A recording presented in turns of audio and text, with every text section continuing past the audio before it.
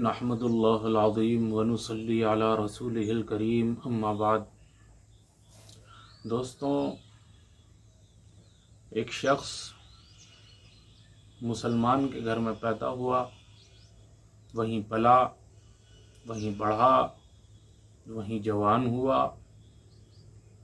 और अपने आप को इस्लाम से मुनहरिफ भी वो आलानिया नहीं कहता है, यानी किसी और धर्म को नहीं मानने लगा, बल्कि इस्लाम को ही वो अपना मज़हब मानता है। ये उन लोगों के लिए पैगाम है जो लोग अपने आप को मुसलमान समझते हैं, जो लोग इस्लाम से ही बरगश्ता हो गए, नाउज़ुबिल्लाह इस्लाम से ही फिर गए। अल्लाह तबारक व तआला हमारी हिफाजत फरमाए। जो लोग इस्लाम को ही नहीं मानते, इस्लाम के अहकामात को नहीं मानते, उनसे फ़िलहाल बात नहीं चल रही। बात चल रही है उनसे जो इस्लाम को तो मानते हैं और ये समझते हैं कि हम जन्नत में जाने वाले हैं। तो उनके लिए ज़रूरी यह है कि कम से कम 7 चीज़ों पर उनका ईमान हो। अगर वो 7 चीज़ों में से एक के भी इनकारी होंगे तो मुसलमान नहीं, तो फिर वो कुछ भी हो सकते हैं, लेकिन इस्लाम के दायरे के अंदर करार नहीं दिए जा सकते। ये 7 चीज़ें ऐसी हैं। इन 7 चीज़ों में से अगर एक का भी किसी ने इनकार कर दिया, इसको मानने से मना कर दिया, उसने कहा कि ये बात तो मेरी समझ से बाहर है, ये बात मैं नहीं मानता, तो फिर वो अपने बारे में गौर करे और सोचे, उलमाए किराम से मालूम करे क्या वाक़ईतन वो जन्नत में जाने का हकदार हो जाएगा।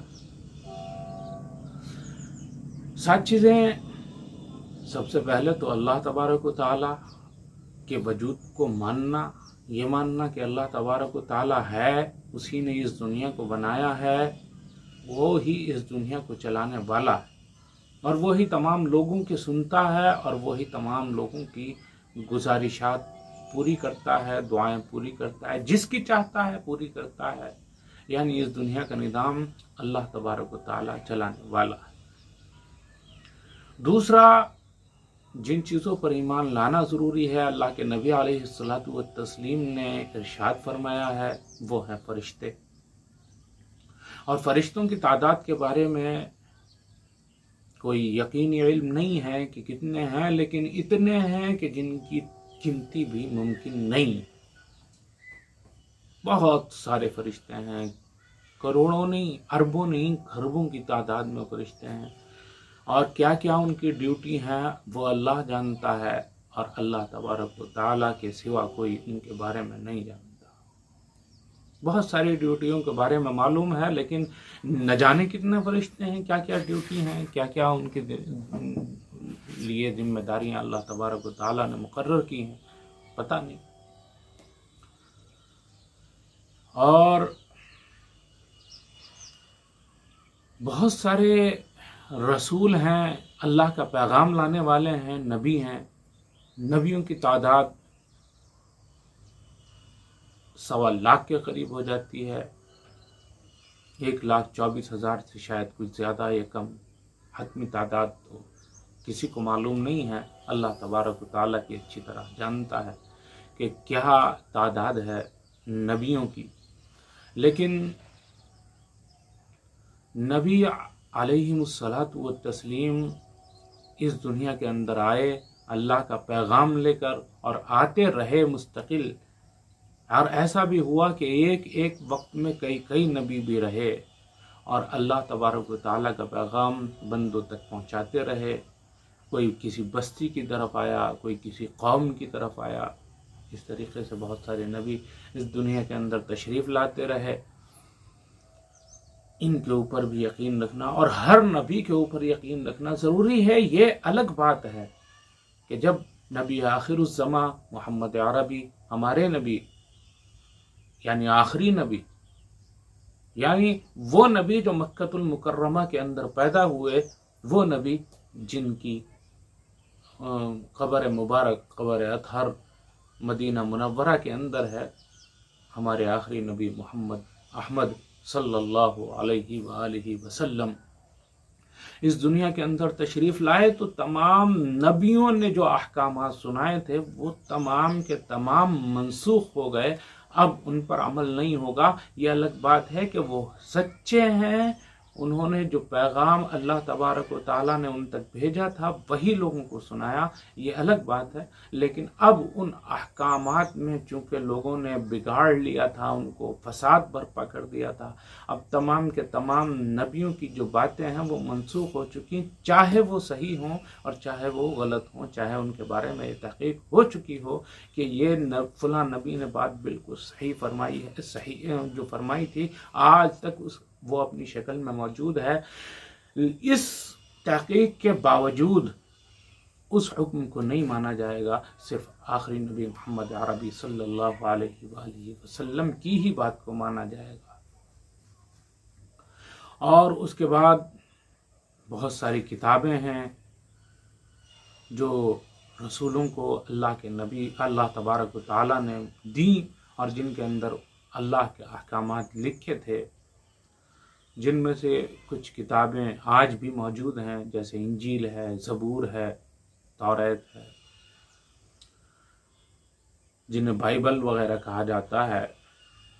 तो इन किताबों के ऊपर ईमान लाना ज़रूरी है कि ये अल्लाह तबारक व तआला ने भेजी थी। ये अलग बात है कि इनके अंदर अब अपनी असल हालत में सारी बातें नहीं हैं, कुछ बातें होंगी और कुछ बातें नहीं।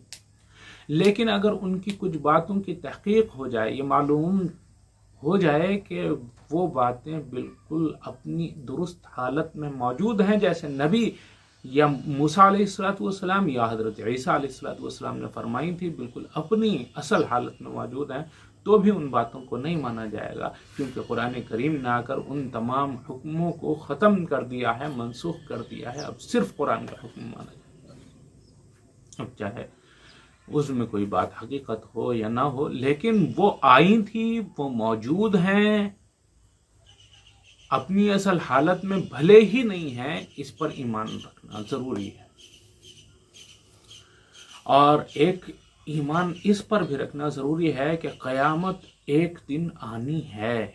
एक दिन ये तमाम की तमाम दुनिया फना हो जाएगी, ये दुनिया ख़त्म हो जाएगी, इस दुनिया के अंदर कुछ बाकी नहीं बचेगा। और ये ज़मीन, ये आसमान, ये सूरज, ये चाँद, ये सितारे, ये पहाड़, ये दरख्त, ये पेड़, ये पानी, कुछ बाकी नहीं रहेगा। सब चीज़ें ख़त्म हो जानी हैं एक दिन। और फिर अल्लाह तबारक व तआला हुक्म देगा, और कितने दिनों के बाद देगा, कितने अरसे के बाद देगा, वो अल्लाह तबारक व तआला ज़्यादा बेहतर जानता है। फिर ये दुनिया दोबारा से जी उठेगी, कायम होगी, इंसान तमाम के तमाम एक जगह जमा होंगे, और फिर तमाम मुसलमानों से, तमाम इंसानों से मालूम किया जाएगा कि तुमने इस दुनिया के अंदर क्या किया, कौन अल्लाह पर ईमान लाया, कौन अल्लाह पर ईमान नहीं लाया। जो ईमान लाए होंगे उनके लिए जन्नत है, और जो ईमान नहीं लाए होंगे, जिन्होंने अल्लाह की बात को नहीं माना होगा, उनके लिए जहन्नम तैयार की गई है। और जो लोग ईमान लाकर अल्लाह के ऊपर उन्होंने यकीन रखा होगा, अल्लाह की बातों को मानने का इकरार किया होगा और फिर उन पर अमल न किया होगा, उनको भी अल्लाह तबारक व तआला जिसको चाहेगा मुआफ़ करेगा और जिसको चाहेगा सज़ा देगा। वो उसकी मर्ज़ी की बात है। वल यौमिल आखिरी।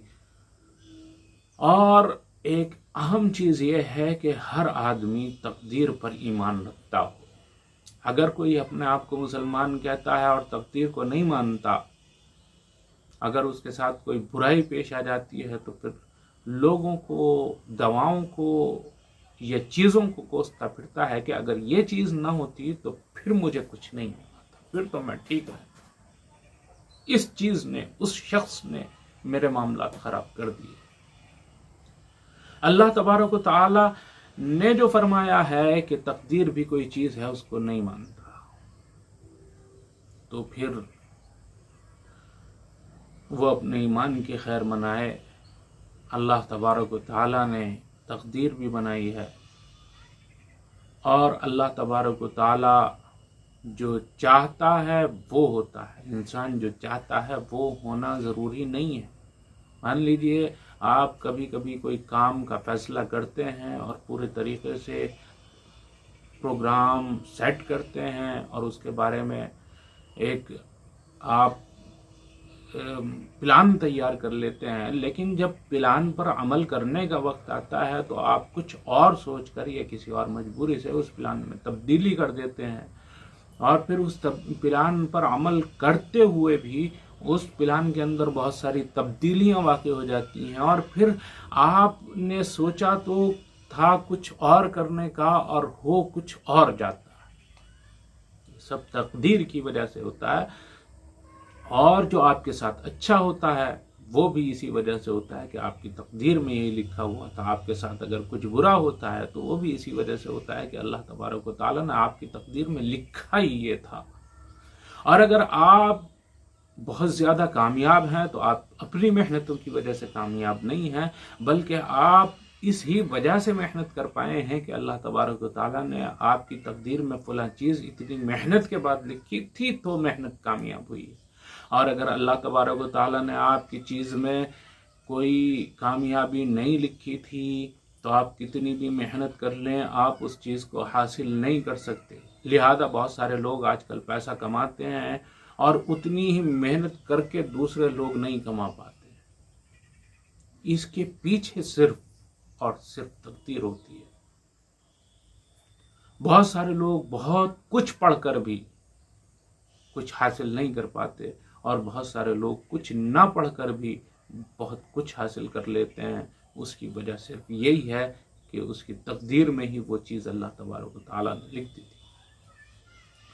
और इस पर भी ईमान रखना ज़रूरी है कि एक दिन हम सबको मर जाना है। ये तो सब जानते ही हैं कि कोई शख्स आज तक हमेशा के लिए नहीं जी सका। बहुत ही ज़्यादा उसकी ज़िंदगी बढ़ते बढ़ते पहुंच गई हो तो 100 साल, और 100 साल से आज तक कोई 150 साल का बंदा तो नज़र नहीं आया। इस तरीके की कोई ख़बर भी बचपन से लेकर ये उम्र आ चुकी है कभी नहीं पढ़ी, नहीं हमारी नज़र से गुजरी कि किसी शख्स की उम्र 150 साल तक पहुंच चुकी हो। हाँ, 100 साल से तजावुज़ कुछ लोगों ने किया है, 100 साल से ज़्यादा उम्रें कुछ लोगों की हुई हैं, लेकिन 150 साल तक भी नहीं पहुंच सकी। इसका मतलब ये है कि एक न एक दिन सबको मौत आनी है। किसी को हादसे की वजह से आ जाएगी, किसी को बीमारी की वजह से आ जाएगी, यानी कोई ना कोई वजह उसके साथ लगी हुई है।